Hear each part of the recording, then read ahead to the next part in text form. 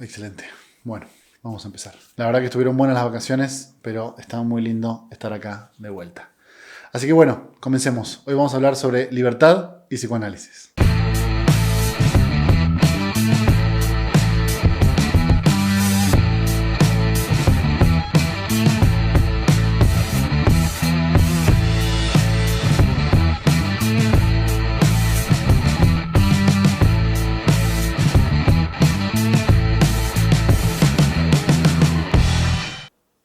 Hola a todos, ¿cómo están? Bienvenidos a un nuevo video de este canal. En este caso estamos arrancando el año 2021. Y el día de hoy vamos a trabajar un tema sumamente interesante para mí desde la perspectiva psicoanalítica, y es el problema de la libertad y su relación con el psicoanálisis. La verdad es que es un tema en el que vale mucho la pena indagar, y en realidad hay muchos artículos en internet que trabajan el problema de la libertad y psicoanálisis. Entren a Google, busquen libertad y psicoanálisis, van a ver que hay varios autores que han escrito varias cosas muy interesantes realmente sobre cuál es la relación entre el psicoanálisis y la libertad. Por eso la intención de este video no es mucho más que plantearles cuál es mi perspectiva sobre el tema, porque varios de ustedes me han estado preguntando a través de las redes sociales cuál sería la relación entre la libertad y el psicoanálisis, es decir, si realmente entendemos la idea de inconsciente, la idea de la propuesta de Freud, si la persona queda absolutamente privada de su libertad, si la libertad cambia, si realmente somos libres o no somos libres, y bueno, un montón de planteamientos muy interesantes. Para empezar, me gustaría plantear desde el inicio el problema que creo que es fundamental con respecto a este tema de la libertad en psicoanálisis, y es básicamente la noción de inconsciente. Seguramente ustedes se acordarán de aquella frase que dice Freud varias veces, creo que lo dice, pero estoy casi seguro que lo menciona en un texto que se llama Una dificultad para el psicoanálisis. Aquella frase que de alguna forma todos hemos escuchado, y frase, por ejemplo, con la que Lacan fue bastante crítico, y es la idea esta de los 3 golpes narcisistas. Es más, permítame buscarla y leérselas directamente.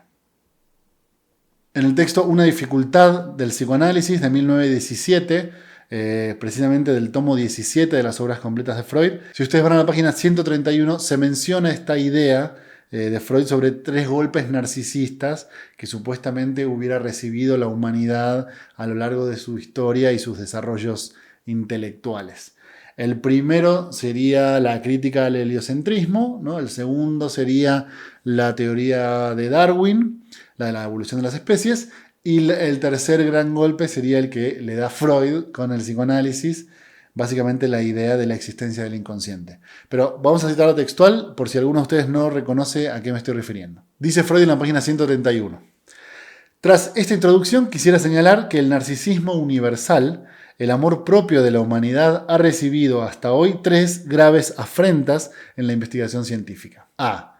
El hombre creyó primero, en los comienzos de su investigación, que su morada, la Tierra, se encontraba en reposo en el centro del universo, mientras que el Sol, la Luna y los planetas se movían en torno a aquella describiendo órbitas, ¿no? La idea central del geocentrismo, o sea que la Tierra está en el centro del universo y todo lo demás gira alrededor de ella. Entonces, la idea que plantea Freud, no se las voy a leer todas porque seguramente ustedes ya la reconocen, pero la idea que propone Freud es que Copérnico y su propuesta del heliocentrismo generaron una primera afrenta, es decir, decirle a la humanidad, bueno, ustedes, señores seres humanos, no son el centro del universo, ¿sí?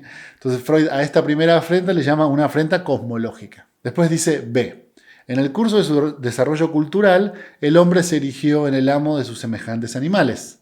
Mas no conforme con este predominio, empezó a interponer un abismo entre ellos y su propio ser, ¿no? La idea de que el humano es diferente de los animales, tiene lenguaje, es muy distinto, bla, bla, bla. Y entonces Freud identifica esta afrenta, esta segunda afrenta, con la propuesta de Darwin, ¿no? Y la idea evolucionista y demás, que podríamos encuadrar en, bueno, usted no ha sido creado por un ser especial, sino que básicamente ha transcurrido por un proceso evolutivo igual que todos los demás, ¿no? Freud le llama a esta segunda afrenta la afrenta biológica, una afrenta biológica al narcisismo humano.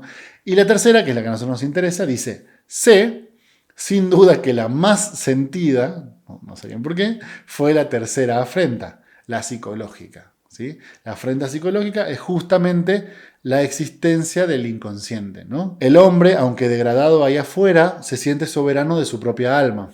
él se ha creado en algún lugar del núcleo de su yo un órgano de vigilancia que examina sus propias mociones y acciones para determinar si armonizan con sus exigencias. El yo se siente incómodo, tropieza con límites a su poder en su propia casa, el alma, ¿no? Esta es básicamente la idea que introduce el psicoanálisis según Freud, ¿no? Que es, bueno, el yo no dirige realmente la vida a su voluntad. Y entonces esa tercera afrenta, la afrenta psicológica, hubiera sido la que produce Freud junto con su invención del psicoanálisis para decirle a la humanidad, miren que ustedes no son tan libres de elegir precisamente lo que van a hacer, sus acciones, lo que pueden y lo que no pueden hacer, porque hay un elemento, que es el inconsciente, que también juega su rol fundamental en el hecho de coartar de cierta forma su libertad. En este punto está muy claro que el problema de la libertad está intrínsecamente relacionado porque lo que está diciendo Freud es, bueno,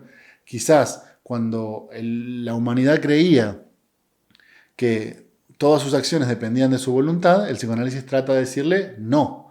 En realidad, tus acciones en gran medida no dependen de tu voluntad, sino de algo que está fuera de tu voluntad y que nosotros llamamos el inconsciente. Sin lugar a dudas, si ustedes lo analizan desde esta perspectiva, por supuesto que Freud le está quitando un poco de libertad a la humanidad y al yo en el sentido de poder actuar como ellos quieran, poder actuar libremente.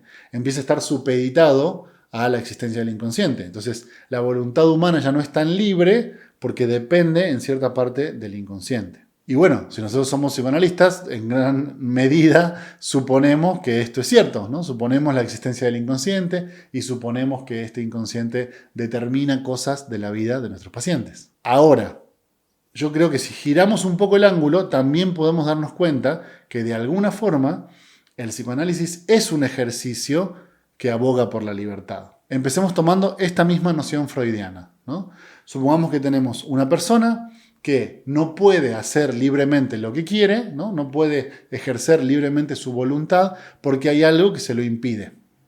Ya sea a través, por ejemplo, de una inhibición o a través de un síntoma, ¿no? Está claro que esa inhibición y ese síntoma no provienen de él y que de cierta forma dejan coartada su libertad porque le impiden hacer cosas que quisiera hacer. A mí me parece que desde esta perspectiva, tanto la investigación freudiana sobre la naturaleza del inconsciente, la naturaleza de la represión, la naturaleza de la resistencia, como también la práctica clínica del psicoanálisis tiene por objetivo de alguna forma volverle a brindar a la persona la libertad que había perdido. Es decir, consideramos desde esta perspectiva freudiana y también de algunos autores que vinieron después, que una persona más neurótica tiene menos áreas de libertad en su vida, ¿sí? Porque a medida que los síntomas van tomando terreno en la vida de la persona, cada vez hay menos aspectos de su vida en los cuales puede obrar libremente o elegir libremente. ¿Qué quiero decir con esto? Que obviamente la existencia del inconsciente